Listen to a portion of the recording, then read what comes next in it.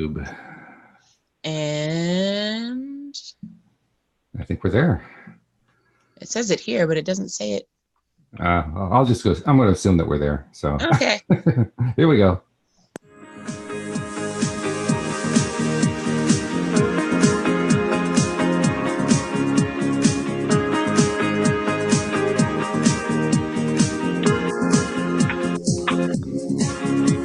Welcome to LOA Today. I'm Walt Thiessen here with Alex King and Joel Elston. Today is Thursday.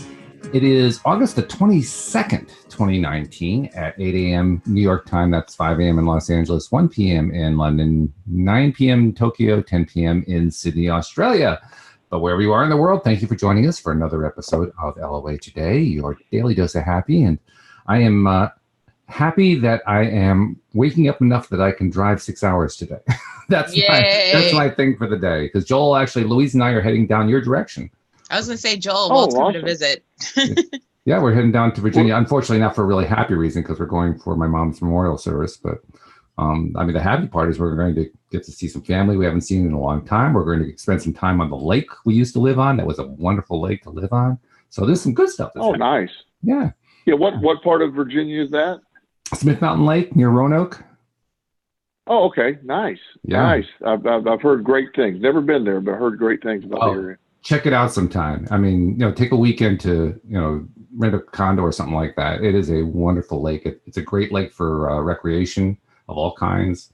And it's just an interesting lake to just ride by boat, because it's actually, I believe, 3 rivers that were all, there was like a confluence of them, and then dammed it up at the point of the confluence, and it just sort of flooded in all kinds of directions.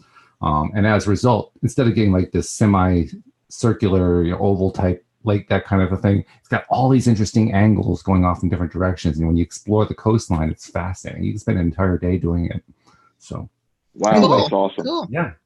And this time of year, the water is bath water. So, for people who like to go in and don't want to be in cold water, they can enjoy that. And I know capers aren't going to like that one, but yeah, that sounds like mosquito heaven to me. No. Actually, that's one thing that Virginia does not have as nearly as many of as New England has. New England has a lot more mosquitoes. Mm-hmm. New England, New York, all that area has, up to Maine, has tremendous amounts of mosquitoes. Virginia, they have a few, but I think they were outlawed a few years ago. Well, someone should outlaw them here. So anyway, we're going to do it in 2 days. Normally, I would do it as a one-day trip, but we've gotten to the point in our lives where, we don't really want to push it that way. So we're going to do it in 2 days. So, I was going to say, how you get into Virginia in 6 hours? But, I don't question you. Well, I don't try to drive that fast. I was wondering. I was like, no. You got here in the Cape in decent time, so I don't know how you roll. No. Actually, I'm pretty normal on the road. Actually, I'm probably a little bit more conservative than other drivers. I'm not crazy. So I'm one of those drivers who sits as the other drivers are going by and say, oh boy, that's an accident looking to happen. I'm the same way. I was like, oh dear, that's going to be a problem. And actually, where Joel lives, right there on 95 going through Richmond, that section there. Oh, yep. I mean, Joel, how many accidents are there per day? Oh, I mean, it's crazy. It is. It really is. In fact, where 295 and 95 converge, that's the general area where I live. And I'll often use interstates just to get around. And you have to time it, because there are 3 or 4 wrecks a day that it is backed up for no explicable reason. You have everybody. I sound really old when you start talking this way, but everybody driving crazy, and it gets into, like you're saying, it creates so much more time, and it's just backed up, and it's very frustrating. There's some bad traffic spots in the world, but I really believe from Richmond to DC, it is right up there with LA, Miami, Atlanta, some of these big, New York City area. It really lines up as some of the worst I've ever seen. It's incredible. In fact, if you look at a map and from Richmond to DC, it is it should be about an hour and a half drive. It really should. That's what it should be. You're right. Distance wise, at 60 miles an hour, it would be about an hour and a half drive. Yeah. And so it's not possible. I've driven it multiple times, and I would rather drive to Raleigh to an airport, which is a few hours away, than trying to get to DC or Baltimore airport, just because it's such an unpredictable dead stop. Almost every time you travel, there's 20, 30-minute dead stop periods every time I've ever driven it. So it's amazing. It really is. And they've tried adding lanes that all that did was make it worse. Oh yeah. Because you're just inviting more people on there. Mm-hmm. Well, yeah. Well, and then at some point those lanes end, and when they converge is where the problem is. And so I just find it fascinating. I really do that we live in with all the technology that we have a really hard time with. Getting our roads right. It's fascinating to me. Mm-hmm. Well, it's also fascinating too, because you have I-66, which comes in from the west, from like Manassas, Fairfax County, that sort of thing. And that highway is certainly more heavily traveled than 95. I mean, just incredible how much traffic that gets every day, but doesn't have nearly the same amount of accidents. And it's not like they have done a better job with the HOV lanes or something like that. They're probably worse in some ways, but for whatever reason, I don't know what it is. That route, I mean, and it's not a pleasant route to drive in on a commute. Don't get me wrong. I mean, this is a commute that should take 45 minutes and takes 2.5. So, I mean, it's really not a good commute at all. But for whatever reason, people just don't drive as crazy there. I don't get it. Well, one of the things that I believe, like in the Metro-Dade area in Miami, in South Florida, I believe that it is the difference in driving, that it isn't so much the traffic as that you have a group of people that are insistent on doing 100 miles an hour. Yeah. And then you have a group of people, then you have an older population who are hell-bent on not doing more than 42 miles an hour in the left lane. This is true. Not an exaggeration. And that's what happens. It's the difference of speed that causes the problem. If everybody would drive at 50 or 55, it would work. It's just, but they're not going to do that. And it's traffic's fascinating to me because so much personality stuff takes place. And one of the things I love about the Richmond area proper, not necessarily when you get right out of the city, overall our traffic compared to other metropolitan areas I've lived in, Tampa, Charlotte, or the main two. The traffic in Richmond is not bad internally within Richmond. There's ways, to get around, and even at rush hour, it's a pretty easy area. So, that's the thing when I look at of where I want to live. There's areas like I have dear friends and clients that live in Southern California. I love the weather. I love all that, but when you could be 5 miles away from someplace, and it would take it's a 2-hour drive. Right. Yeah. Yeah. And that's crazy when you live in that kind of a congestion. And I guess I'm lucky because I'm seasonal. That's true. Like my lanes they converge, but the traffic is seasonal. Like it's only around this time of year. Yeah, from Memorial Day to Labor Day. That's it. Yes. Right. Well, it continues in the Cape after Labor Day, but it's a lot less. Yeah, it is. Yeah. And that's when things seem to be getting better. That you have fewer interlopers, as you like to call them. Yes, the interlopers tend to travel back home.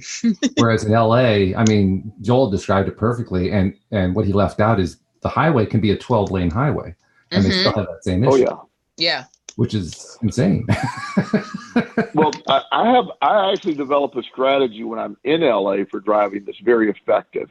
Is you get stuck on one of those loops in the far left lane, and you need to get over to the right lane. People just will not let you over. It's almost like a sport for them. So what I will do is I will start swerving back and forth within my lane, appearing to be drunk.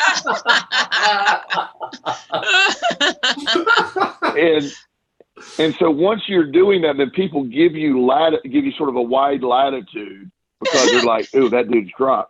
And they literally let you over, but I will start swerving like I'm drunk. And then they just get out of the way. It's a really good strategy for that area. That is hilarious. And by the way, we are not endorsing this behavior on LOA today, but I will point out that because of the nature of the traffic, even if a cop sees you, he can't get to you. Right. Yeah. So it certainly it's not a strategy, but getting on interstate, it works well. Getting over in lanes, when people think you're out of control, then they're going to say, oh, it's not worth me getting in a wreck and stopping today. Yeah. So, so I just think it's awesome that we have strategies like that. And it's sad that, once we ever get focused on our infrastructure and how to deal with all this, our country is going to really thrive. Until then, we're just going to deal with this, traffic as is. And it's, again, and to be where we're at right now and to see it happen, it's just, it really is a sort of a social experiment of we have the answers, but we don't implement them, but yet we complain about them all the time. It's fascinating. Well, that's just it. Oh, go ahead, Alex. I was going to say, I think we've just come to the mentality that it is what it is. So just deal with it. Yeah. Yeah, you deal with it. And a lot of people just, because it's like, well, if you go to some major cities around the world, like, Hong Kong or, if I've never been to Hong Kong, but I've had friends that have said their central hub in Hong Kong, where sort of near the airport where the train or the rail system meets, it is state of the art. It is just, it's beautiful. It's well laid out. Their transportation system, their public transportation system is really good. Well, that's their premier area. It's just amazing. You go to New York City and go to Grand Central Station. Chaos. It's 1950. It's and somebody said that if they ever were to do it, the cost of redoing Grand Central Station to state of the art would be over $2 billion. Wow. And that's not counting the 9 to 10 months of it being shut down for it to be revamped, and the cost of that. So so that's why they keep repairing this 1950s technology, and it's this isn't a law of attraction thing, but again, I find it fascinating that at some point it's almost like when you accept something that, can we accept it at some point and just move on and say, yeah, we're going to have to feel the pain for 9 months. We're going to have to pay for this, but in the end, it's going to result in a lot better productivity. Well, actually, I do think it is a law of attraction thing. In fact, I think law of attraction is playing a big, big role in all of this. And I mean, I can point to a number of different aspects to demonstrate that. You talk about not just the cost, but the cost in terms of slow traffic and how it affects commerce and all that kind of thing. Boston went through exactly that thing. Oh, with what they call their big dig. And by the way, what the big dig did was to put in one of the most crazy highway systems you can possibly imagine. I mean, this was a highway system that was definitely invented by a committee. It was not invented by an engineer. No, it was not. I mean, it's insane. I mean, even after everything is now done, I think it's almost all done, or at least, the vast majority of it is done from what I've seen. I mean, you take your life into your hands. You sure do. You sure do. Life in your hands, just driving the darn thing. And 1 week you think you know where you're going, you go the same way the next week. It is not the same way the next week. It is crazy. And I mean, I still am kind of blown away. One of the things that they're dealing with now, I understand they're dealing with a very limited amount of space. They're on the harbor. Proper is not a big area, so it's not like there's a whole lot of real estate to work with. But I mean, is it really all that difficult to understand that you don't want to keep sending people in and out of tunnels in sunny days? I mean, is that really difficult to understand? I mean, the tunnels serve a purpose, so we do need them. I mean, I understand that you need to go under the harbor. I mean, it's not like you can drive through the harbor. Right. Okay. But how about giving drivers a way to transition so that you're not driving in blinding sun and then all of a sudden everything went dark? Well, we tried that and we almost died. So what happened happened is we tried having the daylight what do you call those? They're like the special daylight lights that mimic the sun, and people were so amazed by the lights they were looking up at the lights and crashing into each other. So we had to go back to the old fashioned regular lights. Maybe I should be a highway engineer. But to me, this is a really easy problem to solve. Okay. You don't go directly from sunlight to dark tunnel. You go through a transition. So the first part that you go through, which lasts maybe 30 seconds, is enclosed, but it's brightly lit because it has light coming through the ceiling, like skylight kind of thing. What that light is. So you make that light like halfway between the sunlight intensity and the lack of light or the very low intensity of the tunnel. So it's like bright, somewhat bright, dark. Now all of a sudden you got a transition going on. You don't have to put in special lighting for that. It's just the way you build the tunnel. Well, without building extra parts of the tunnel, that was the solution they decided to go with. And like I said, it was built by a committee. Anyway. Yes. Well, yes. And I'm really sure that we can maybe send a copy of this podcast at this point to the committee and see how it. But Hashtag bright ideas. Law of attraction. Yeah. We're doing a law of attraction thing ourselves. We're talking about what's wrong with this, and it really it's sort of the mindset, because it's. Whether and I'm not just talking about traffic, I'm talking about life. When in life, I constantly am amazed, for me and other people, as it's so easy to say, here's what's wrong. And now I have a solution to it, but everybody else is wrong because they don't agree with my solution. It's just there's multiple things that take place with the law of attraction. But at the end of the day, Alex said something a little while ago. At some point, you just got to accept is what is, and then move on.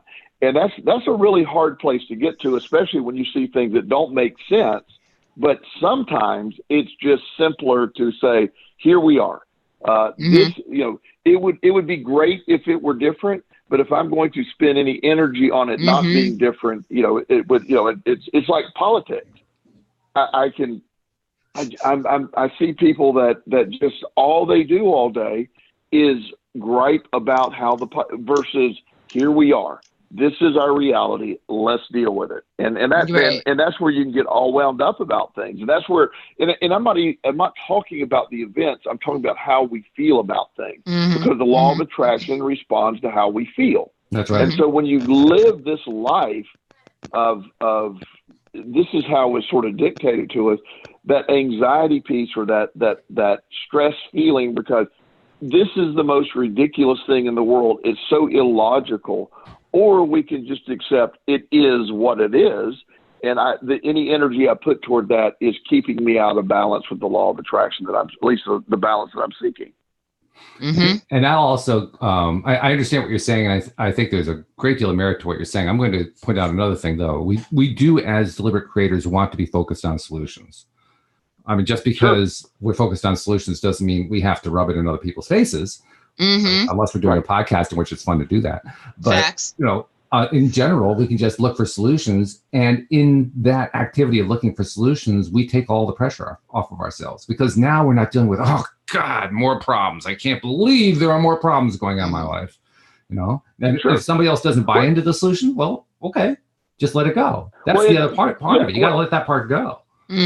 Well, and that's the thing. When we find frustration in what we're doing, like, for example, between here in DC, as I mentioned earlier, it's a ridiculous.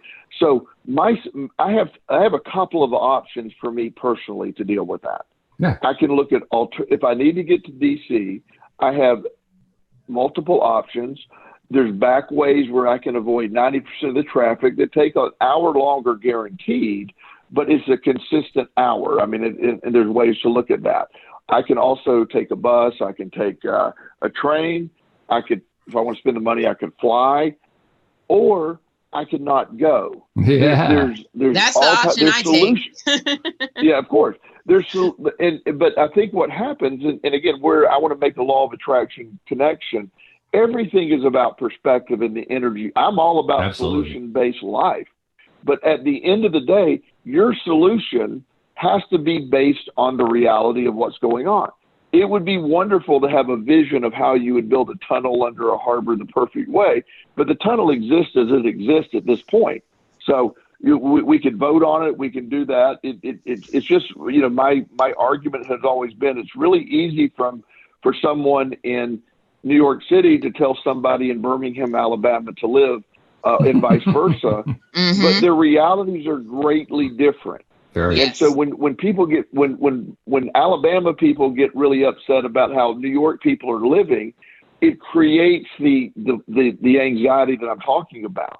And it's just, and vice versa. I hear New York people say, oh, well, you know, the view of Alabama people is their reality is their reality. And when you allow someone else's reality to affect your feeling and vibration, that's where we get off track with the law of attraction so easily. And when you work on vibrating on the level you want to, anything that gets you vibrating away from that, it can be anything as benign as traffic or benign, you know, it's just where are we at with all this? And just like you're saying, Walt, yes, solution focused, but letting go when your solution isn't going to be implemented or other people don't agree with it. My friends who are Trump supporters are baffled that that the other side doesn't see it the way they do, and vice versa. And vice versa,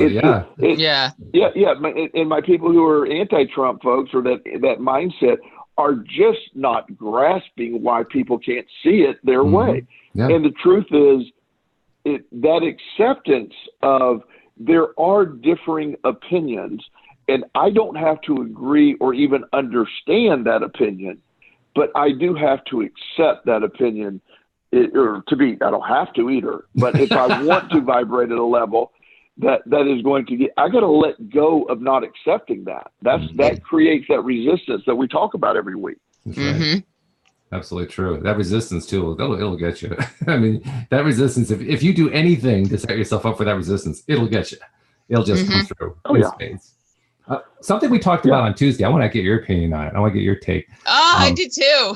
Oh, okay. Yeah. One of the things that Alyx and Bill and I were talking about on Tuesday was the new way of naming the clinic that his wife runs is the way they describe it now. They call it a pain clinic.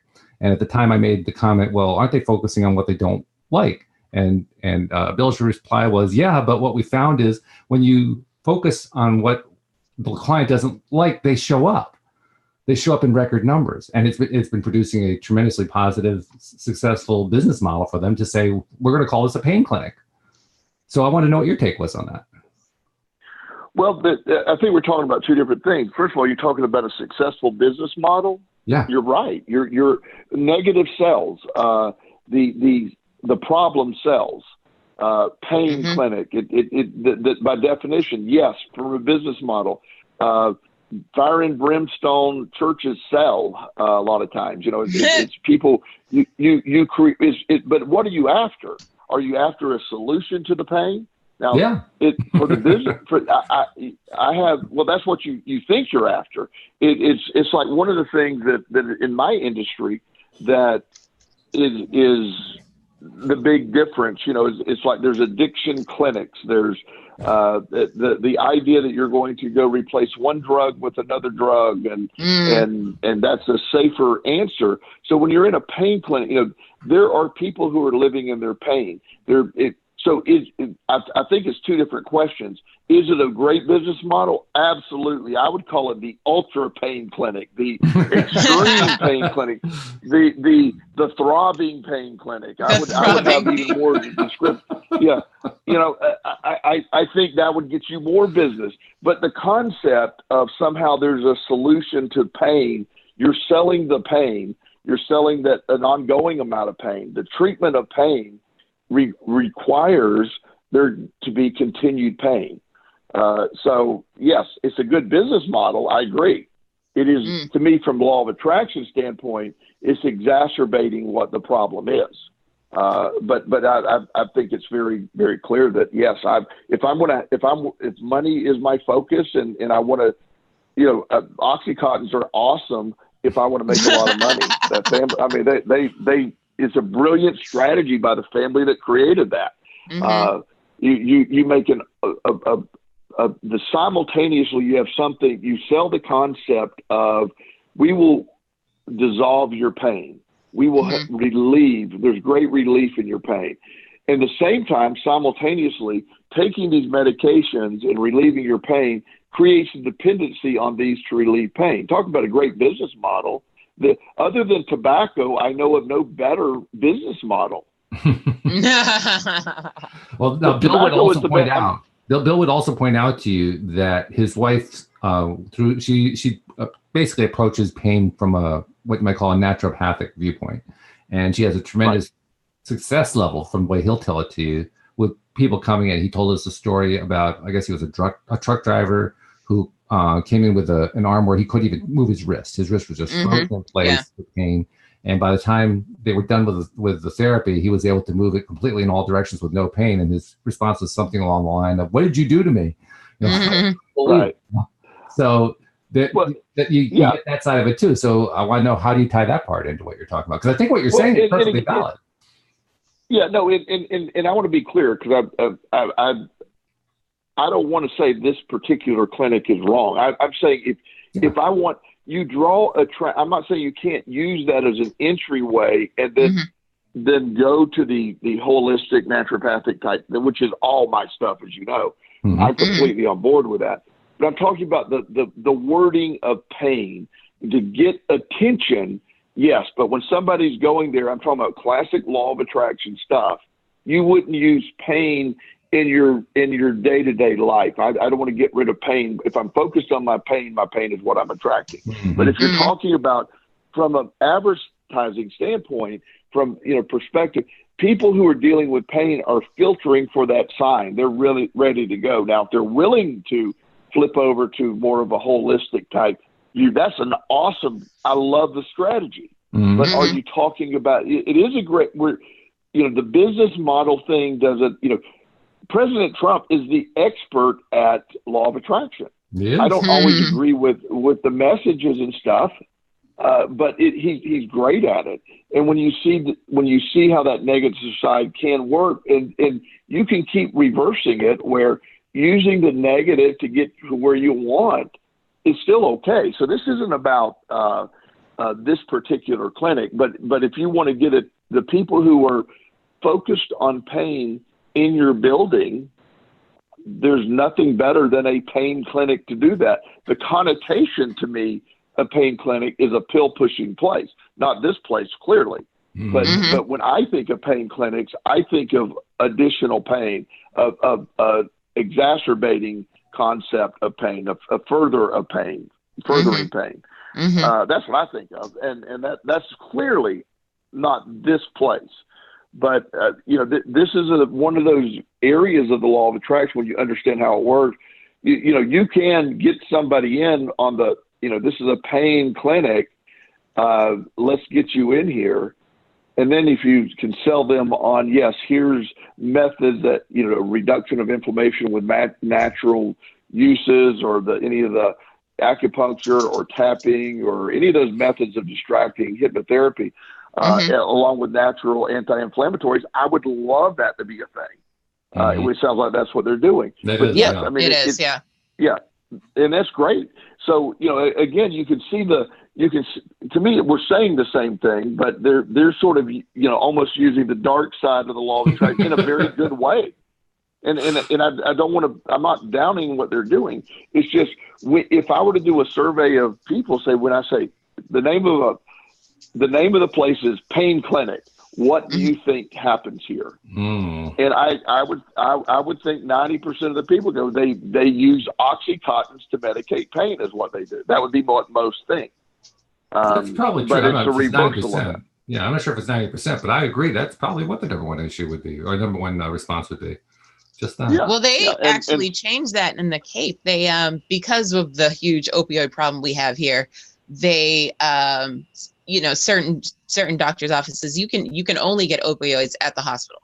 So they defer out to the pain clinic for other options as opposed to opioids. So when people come in search of opioids, they're like, oh, well, we're going to refer you to the pain clinic. And people go, oh, yes. And it's like, no, that's not what's happening here. We're gonna do this, this, and this. It's like bait and switch. Well, no, but that's exactly what I'm talking. That's a great example, Alex. Yeah. That's what I'm talking, because in Florida, which everything happens in Florida, it was in my mind, the beginning of the pain clinic stuff happened in Florida, because they literally opened up pain clinics that were pill mills. That's all they did. Wow. You walked in, you would try to, you thought you would need to give an explanation. The doctor would tell you to shut up and just say, do you have pain? Yes. What level? 10. Here's the max dose, max amount of oxys. Yep. I mean, you pay us $100 and buy the pill at our pharmacy, and it's like printing money, and they had people lined up daily. So again, so much is a perspective. In your area, they flip that. So a perspective of pain clinic would have an opposite view of what someone in Florida would have. And that's exactly a better way of what I'm trying to say. Your perspective of what that says dictates it. Like if you were to say, most people, when I was to suggest, well, there's natural methods to deal with pain, most people that weren't into that belief system would be like, oh my God, why am I going to waste my time? None of that stuff works. Yeah. Well, it doesn't, because you don't believe it works. And that's the key. When you're half of it, I've been using, the emotional freedom technique a lot with people lately, the tapping methods, and it's incredibly effective once somebody buys into it. Half of me getting that to be effective is selling them, or at least explaining the psychology and the science behind it, why it works. Once they buy into it, they find it very effective. And there's some people that the super skeptical, I will not even begin to approach it with them, because you're wasting your time until they come to an acceptance of that. So your perspective dictates, that's the law. The pain clinic is neither a positive or a negative term. It's based on the perspective that accompanies that. Yeah, that's true. Perspective is everything. No doubt about that. Yeah. And Alex, you said you had something from the Tuesday show too. What was the thing you were thinking about? Oh, I wanted Joel's opinion on the butterfly effect, because he's very familiar with timelines, as I am, due to Marvel movies. And on Tuesday, Joel, we were talking about if you could speak to your past self, what advice would you give? And then it got into the fact that there's certain things that you cannot tell your past self, because it'll deter the timeline of that you're currently on. And Walt disagrees. Right. Well, I partially agree, but I also think it's a little bit different from that. I see the butterfly effect, especially the program I guess was a movie. The movie was basically laying out a perfectly laid out negative spiral. And all I have to do is just see negative spiral and know, well, that just means you're focusing on what you don't want. Very simple. And you're focusing on a lot. So from my perspective, it's about, okay, well, instead of focusing on what I don't want, why don't I focus on what I do want? If I focus on what I do want, I'll create a positive spiral and I'll get positive results. So that was the argument I was taking. Well, my argument is it doesn't matter if it's positive or negative. The point is you're changing the timeline by eluding things of the future. That was my point. And I don't have a problem with that.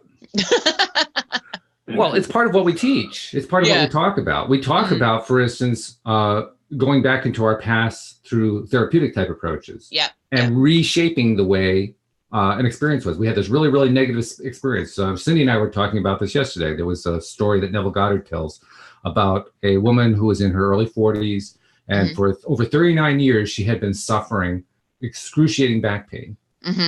And one day she realized, after hearing a Neville lecture, she realized that when she was a very young girl, she had an incident riding a swing. She had been on a swing and had come off the swing. She was trying to fly in the air to land on her feet and missed and hit the ground hard. And her mother got all upset because she saw that she was injured and kind of reinforced this pain cycle in her that stayed with her for the next nearly 40 years. And once she realized what that case was, based on Neville's recommendation, she started reimagining that scene with her landing on her feet and celebrating with her mom that she could do it, and then going and doing it again and landing on her feet and celebrating and doing it a few times, doing it for a number of days at a time.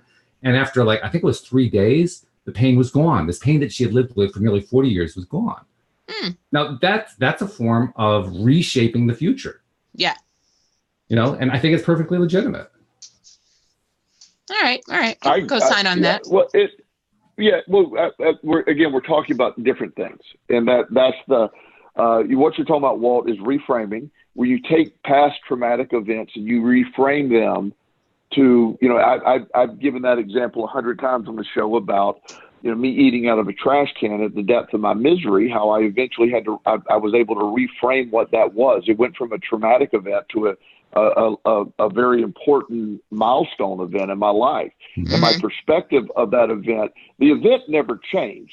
So that is not really the butterfly effect. That's me just going back and reframing. You can take anything and reframe it and see where it's like, the idea that this one of my clients was telling a story, and I'm not advocating this, but it worked for him. He was very frustrated. He was on his way to a business meeting, and he was trying to get funding for this solar project that he wanted to do. He's really passionate about that. So he's in the middle of nowhere, North Carolina. His car breaks down. He's very frustrated. He calls AAA. They have a little food bar there at his convenience store. It's a little rundown convenience store. And out of boredom, he's sitting there, and his phone's about to die, and he's talking to the cashier, and there's a $20 scratch-off lottery ticket that's hanging weirdly, and she said, it's the last one, nobody wants it. And that's a bad thing. I don't know what that means. I don't buys either. it, and he wins $250,000, which is the amount roughly he needed to do his funding. He actually got his funding in a different way. So that was the car breaking down was a transformative event that put him in a place for something to happen. That's, to me, the butterfly effect, if you were to go back in time and him change the event where he took a different form of transportation that never put him in that place, that never happened. There's unlimited timelines that take place, and there's a lot of, quantum theory about that as well. Yes. But the idea that we are in control of what we're attracting and our perspective of it, and the events that take place. Yes, I do think you could go, in theory, you could go back and say, I don't want this to happen, or you don't do this, and it would be, a change. But that could send a quantum theory effect down the road where everything changes. I mean, there's some neuroscientists that deal in metaphysics that I know that believe there are unlimited timelines of all different shapes taking place at all times, and you are in one of them, you may be president, the other one you may be dead already. I mean, there's just countless timelines, and they think that's and they have some reasons of why they believe that, and some of them even believe that people can that really get in tune with that can go in between the different timelines. And it may not be limited to our reality today. There may be multiple planets, so to speak. Now, that's getting real crazy in thought. But the reframing that Walt's talking about is really not based on the butterfly. It's sort of it's not a butterfly effect in normal terms of quantum science. It is thinking you take any event and you can choose to view it however. I know people that went through unbelievable trauma, the growth mindset that is spoke about, and they grow from it. People that go through the exact same trauma are defeated by it and get into an addictive spiral and end up dead at 30. I mean, it's a response and a perspective of how you look at things. Either things make you stronger or they defeat you. That's a mindset. And you can at any point in time go back and reframe how you're looking at something. It's really important to do that. However, the butterfly effect, how I see it, is if you had the ability to physically go back in time and literally alter a situation that would set a new chain of events going forward, that's a whole different theory too, in my mind. It's two separate theories. Does that make sense? Yes, it does. Not to me. Sorry. to me, it's splitting hairs is all it really is. Because in both cases, what we're doing is we are altering where we're going into that multiverse that you talked about. I think you described that beautifully, Sure. by the way. So we're basically saying, instead of going with this thread, I'm going to go with that thread because I've changed my way about thinking about that. I don't think it's all that important whether or not we physically change the event in the past or mentally change it. I think it still has the same effect. So, yeah, I mean, technically, I guess there's a difference, but I mean, to me, it's like a difference that isn't really a difference. Well, no, but you said it's like splitting hairs. Well, the whole concept of quantum science is splitting hairs. No doubt about it. So, yeah, and there's a billion atoms in one hair, so you're even getting. Yes, you're right. You're splitting hairs. But you know, so within that context, you're absolutely right. All of this is how you see things. At the end of the day, that's it. And you know, I don't know how all of it works, but I do know for me, I'm in charge. The fact that I'm in charge of how I view anything. That is the foundation of my belief system. That is, and when I view it the right way, I attract more of what I'm trying to get. When I understand how to use this, that's the basis of everything. So when I go back in time, and I say, look, mentally, me eating out of a trash can was necessary for a chain of events to happen and give me this incredible journey that I have. I would not ever go back and change me eating out of a trash can. I don't want to go eat out of a trash can. Yeah, that's what I'm saying. Yeah, I would never go back and change it because it would alter. I had to get the perspective. At one point, eating out of a trash can was one of the worst things that ever happened to me. Today, it is not that at all. It was a necessary event to put me in a position to have this incredible chain of events happen. So, but I'm in charge of how I view that. There are many people that live a life that, and this is not judgmental, it's just a frustrating thing for them, I can imagine, where they're stuck in their story and they can never reframe it, and then they're accepting what they were dictated from that all along, just like the lady about the pain brain or whatever term you use, where she went in and when she realized that it was a narrative that had been fed to her a long time and she was in control of it, she was free from it. But a lot of times people can't get free from it. So it is, you know, to me, the idea that there's a mental butterfly effect, which I've actually seen happen. I really do. I mean, I went back and reframed how I'm viewing it, and it changed things. That factually I can speak to for me, only for me. And there may be a physical butterfly effect that I have yet to be able to do, where I physically could go back in time and literally make a different decision. I haven't mastered that yet. I'll let you know when I do. That'll make a whole show right there. But for right now, I can factually speak to my ability to reframe things and change my reality. That happened. That's not. And people say, well, you're wrong with that. You can say whatever you want to say. That happened to me. And I have proof of how that happened to me, and so I can't be talked out of that. Yes, I have the ability to reframe everything. So, again, it is splitting hairs.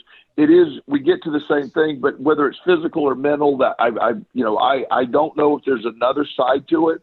One I have lived, one I see in theory, and it doesn't matter. But I do have that. You know, I've seen lives altered. You know, if you look at my when I ended up in Rock Hill, South Carolina, there was an incredible chain of events that had that happen. Simultaneously, my son, TJ, who I eventually adopted, was taken from his family in foster care, went through a chain of events himself. And for us to simultaneously be in Rock Hill, South Carolina at the same time, me be in a position to be his foster parent at first, all the chain of events that led to that, you can't even quantify the math behind the odds of that. It's just, for our paths to cross at that exact moment in that exact set of circumstances, I'm a convicted felon, single male who was asked to adopt a child. Yeah, right. What are the odds of that? I mean, there's just, that doesn't happen. And so within that, for him to need a family and for him to have been through what he's been through, and my set of circumstances match that, it's just 1,000,000,000,000 to 1 or whatever I don't know what higher numbers are than that, but one of those crazy numbers after that to 1. And yes, I get to reframe how all that happened and how I view it. So I know for a fact I have complete dominion of how I view things. Yeah. It makes my reality what it is. However, I don't know for a fact, because I've yet to experience this, can I ever physically go forward or backward in time?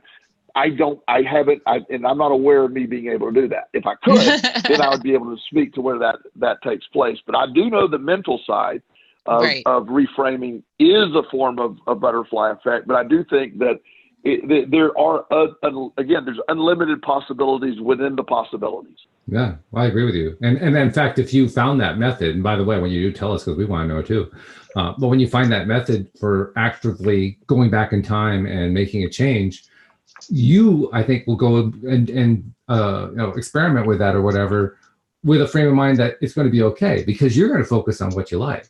You're not going to spend a lot of time focusing on fixing what you don't like. And that's the main point I was trying to make on Tuesday. The people in that movie, they weren't going back to fix this thing they didn't like. I mean, they were screwed from the get-go. They could have just stopped the movie right there. I mean, anybody who knew law of attraction could have told them, you're focused on the wrong thing. You're going to get a bad result here. Well, and there's showing a little bit of my nerdy side.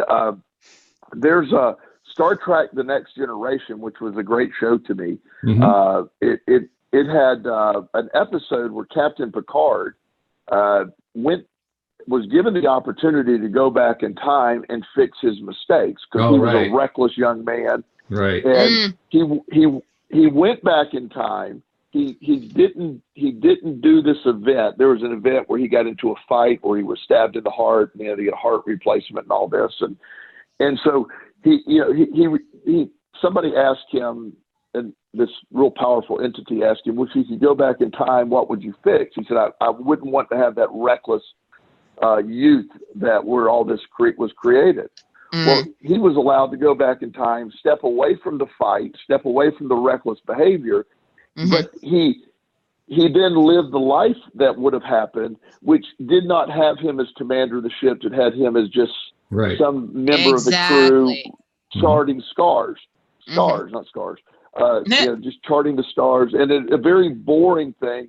And he even went to the captain of the ship, which was his first officer in the real timeline, and asked him, what can I do to be better? And they said, you're a real solid guy, but you never step out of your safety zone or your comfort zone. And he realized in the ending of the show, he realized that he wanted his life back, that had the recklessness. It was necessary for him to be captain of the Enterprise. And he was granted that, and he went and made the decision to get in the fight and get his heart stabbed again. So to me, that is it. It's a great example of that. Yes, I agree. What you're describing is a wonderful example of preference. Which did he prefer? Now that he was presented with the two different options, probably there were actually an infinite number of options, but the two that they presented, which one did he prefer? And he knew which one he preferred. He preferred to actually go through the trauma of getting in that fight and so forth, because he liked the life that came afterwards so much better. Right. So once again, it's all about preference. To me, the secret of all of this, and I to me, again, my perspective is exactly what we're saying here. This sort of hones it in. I think we're all saying the same thing from sort of a different angle. Yes. But this is the point. We're all given this life script. I personally I believe we choose our life script, but that's a debatable topic. And the answer is the real thing is, within the parameters of the strengths I've chosen in my life and the deficits that I've chosen in my life and the scenarios that I've chosen in my life, how do I navigate it? How do I, how do I create a new thing? And I'm in charge of, I wouldn't, when I was in the middle of the depths of my misery, there is no possible way. I mean, I was in people who have experienced deep depression, I was literally living a life where I was trying to figure out how to die every day. That's how deep it was. So the idea that I could see at that point that would ever be a positive is nonsensical. It just isn't while I'm in it, in that portion of my timeline. However, all of that led me to new discoveries, which led me to new discoveries, which pushed me here, which put me there, which led me to my law of attraction discovery, and then the freedom and feeling like I feel today. So if I had to go through what I went through back then to feel like I did today, I would choose that every time because I feel incredible today. Same. And that's a very important time when I'm explaining that to the younger people who are going through. And I say, look, you're not going to get this. I just want you in 20 years to remember what I said, because you're not going to get it now. Yeah. And the few that do, if you can ever let people see that at 20 and really have them believe that, wow, talk about controlling things in life. I mean, what an amazing perspective to have from a young age. But most people have to get through their journey to see, wait a minute, I see where this led to this, led to this, led to this. Yep. Wow, without all that, I wouldn't have what I have. And it's just amazing to see. But there's people that live a life and they never, because they don't give themselves the opportunity, they just live a life of lack, and they never allow themselves to see how their stuff strengthened them, and they're traumatized by it. And that's how they stay traumatized their entire life. And that's very sad to me. There's an interesting piece to that too, because what you're describing is basically somebody, when they're in that state, they're in that place that you were in those many years ago, where there was no happy thought, there was no good place.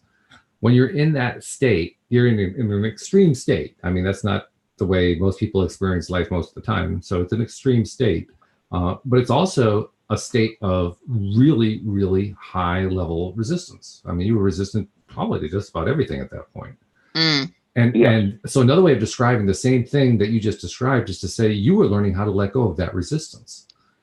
And I say that because, I mean, I remember the first time that phrase was thrown at me, let go of your resistance. And my first reaction was, I'm not holding on to it. And I didn't know how I was holding on to it. And I suspect that if you had queried yourself at that time, Joel, you wouldn't have known at that time how you were holding on to it. Because when we're in that, we don't know how we're doing it. We just, we're holding on to this thing that we don't even know we're holding on to. Right. But nevertheless, we're holding on to this resistance. And the way that you described beautifully to let go of resistance is to recognize I needed to go through that. I just needed to go through that. And that became a launching pad for me to be able to do all these amazing things later on in life as I let go of that resistance. When I finally let go, oh boy, what a relief that was. Yeah. I can only imagine how much of a relief that was. Oh. And you don't want to let go. I want to let go of the resistance. And, at the same time, I don't want to let go of the lesson. And that's the value of the experience. The idea that I was somewhere the other day and I was giving a little talk and a small group, and there's a younger guy there sort of getting into this public speaking type thing, and he goes, I'm always so nervous when I talk. And I looked at him and I was like, huh, really? I haven't been in that place in so long. It's like, huh, I don't get this. I don't understand, but yet I can see. And I said, well, and he said, do you have any advice for me? And I go, no, I want you to one day understand that you won't be, but right now that doesn't help you today. You're nervous as hell, and he's like, that wasn't very helpful. I go, no, it wasn't. It will be in 10 years though.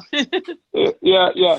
And I said, but part don't take yourself so seriously. That was the advice. I get up here, have fun. Tell them you're nervous. That this is an audience. Tell them, and so he spoke first. It worked out really well. He said, I will let everybody know I am nervous. One of my first talks. And so then he did a great job. He nailed it. Everybody loved his talk. Then I talked and I said, I have to spill the beans. I'm not nervous at all. I don't give a shit what any of you say. And and everybody died laughing. It was just, it was the perfect thing. I said, I'm too old to be nervous anymore. And it was a very good talk, and everybody, because it was a great contrast in that. But you can see it. It's a tangible thing that the answer for me is this beautiful way that we live a life. And we're able to, yes, the rearview mirror gives us answers that we never know existed. When I was in the depths of my misery, there's no way I could be talked out of the depths of my misery. I had to work my way out of the depths of my misery. I had to grow from the depth. It strengthened me. I learned to fix this. I had to literally rebuild my life and step by step. And I was viewing it as misery the entire time. However, it strengthened me when I stopped viewing it that way and said, I survived all that life has thrown at me. I survived it. Not only did I survive, I thrived in it. I'm a thriver. I'm beyond a survivor. I'm a thriver. And then that became my mantra. That became my mindset. And then that became my reality. And that's the law of attraction at work there. It's all the same thing, but there's a million different ways to look at it. And that's what gives us a podcast to talk about every week, 5 days a week, actually, which reminds me, I got to do the promos before we're done here. So now I'm only talking to the 10 to 15% of you who are not yet subscribers, because most of our listeners are subscribers. But if you're not a subscriber, this is the depth of conversation you get with every single episode. They're all different. I mean, the conversations are all different because like Joel just alluded to, I mean, the number of different ways of looking at this are literally endless. And so we are determined to look at all of them. And I'm not sure if we're actually going to get there, but boy, it's going to give us a lot of episodes to do. So you don't want to miss any of them.